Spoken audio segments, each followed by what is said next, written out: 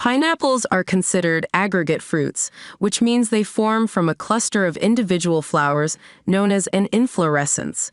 This inflorescence emerges from the center of the pineapple plant, where approximately 100 to 200 flowers fuse together to give rise to the fruit. This natural marvel is a sight to behold as it progresses through various stages of flowering. The ripe pineapple, with its leathery and inedible crust, boasts square eyes, which are the remnants of the individual flowers that once made up the inflorescence. Understanding this intricate development process is just the beginning when it comes to growing pineapples. One of the key challenges in pineapple farming is achieving uniform ripening across the entire field. At Dole farms in places like Moye, Costa Rica, this is achieved by inducing flowering using ethylene, a naturally occurring gas emitted by ripening fruit. The application of ethylene ensures that the pineapples ripen simultaneously and can be harvested all at once. However, before reaching this stage, pineapple cultivation demands a substantial amount of time, knowledge, and patience. Much of the process remains manual and cannot be automated. It all starts with creating the right conditions for these tropical treats to thrive. Pineapples flourish in sandy, loamy soil and thrive in regions that enjoy a high percentage of sunny days, with temperatures typically ranging from 65 to 95 degrees Fahrenheit. The temperature range is crucial because it directly influences the flavor profile of the pineapples. Too cool, and they taste sour. Too hot, and they become overly sweet. Dole pineapples, known for their quality, are grown in some of the world's finest regions, with farms integrated into the local environment. Take, for instance, the Moa farm, where both conventionally grown and organic pineapples are cultivated. The initial step in establishing a new pineapple field is to propagate new plants from older mother plants. Two primary methods are used for pineapple regeneration: suckers and slips. Suckers are shoots that emerge from the base of the plant, while slips grow on the stem of the fruit. Selecting the right generation of plants is termed seed selection. Approximately 75% of seed selection at Dole farms is done using suckers from previously harvested pineapple plants. Skilled farm workers play a critical role in this process, ensuring that only suckers meeting stringent quality standards are chosen for the next generation of Dole pineapples. Quality control inspections guarantee that the selected suckers are of the correct weight and size. This ensures uniformity in the new fields, allowing all the plants to develop at the same rate. Once these steps are completed, the field must be prepared meticulously. Field preparation involves several specific steps, including clearing out old plants that have already been harvested, applying microorganisms to hasten the decomposition of the old plant material, shredding the remaining material, plowing the field to break up the soil, deep plowing, and finally, bed preparation. An efficient drainage system is also crucial to reduce erosion and soil runoff. To ensure healthy growth, pineapple plants require regular fertilization. This is achieved using a boom sprayer that directly applies fertilizer to the leaves, where the plants absorb most of their nutrients. Pineapple plants are designed to efficiently collect water, with their leafy crowns directing rainwater and nutrients to the center of the plant. As these young plants bask in the sun and time passes, they undergo a lengthy growth period. Depending on the specific growing region, it can take anywhere from 13 to 16 months for each plant to produce a mature pineapple. However, the weight of this time investment is rewarded with the transformation of months of effort into a sweet, nutritious treat.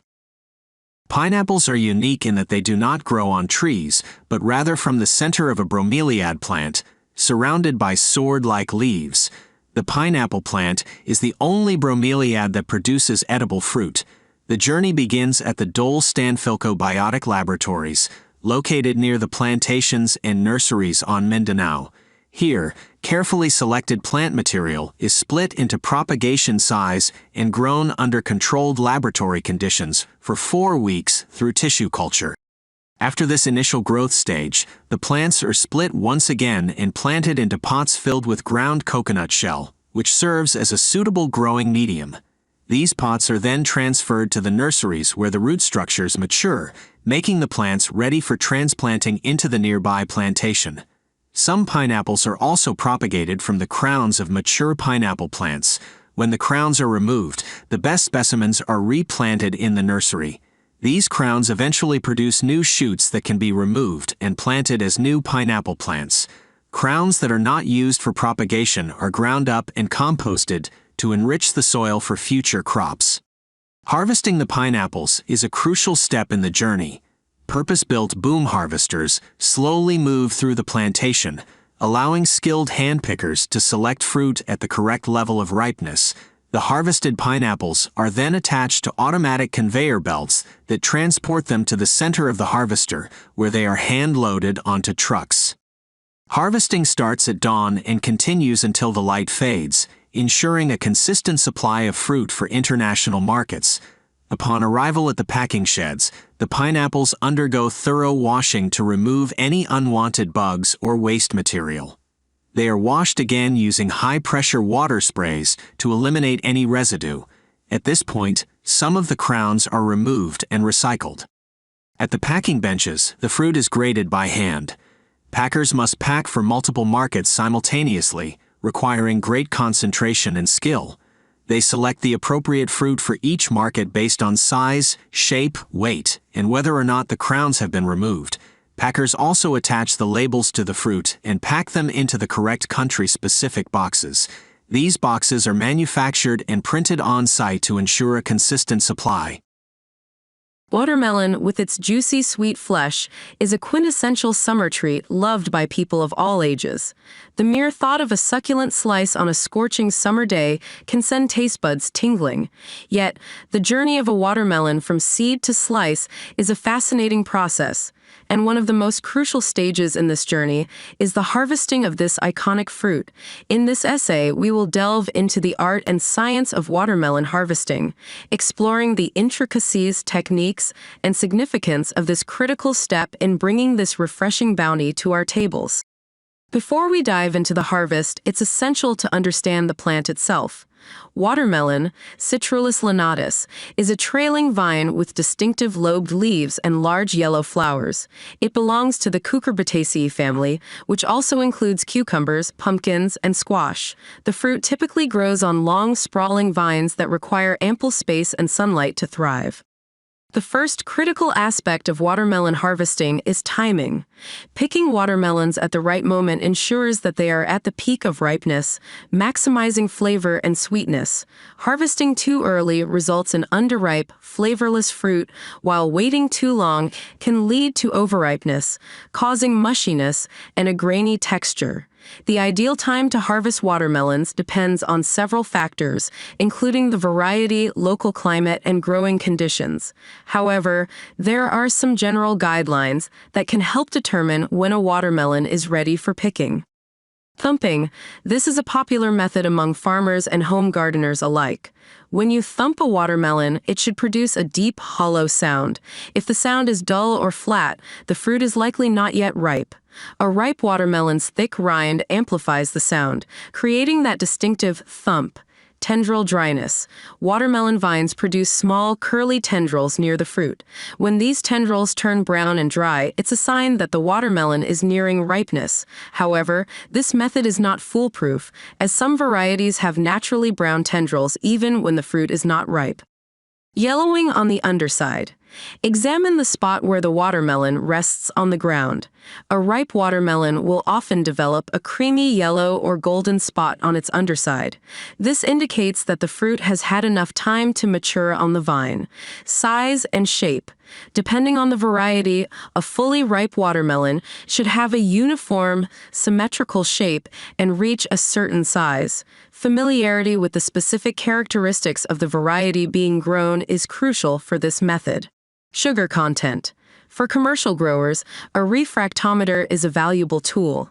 It measures the sugar content, or Brix level, of the fruit. A Brix level between 10 and 12 is generally considered ideal for watermelons. Once the watermelon is deemed ripe and ready for harvest, the next step is the actual picking process.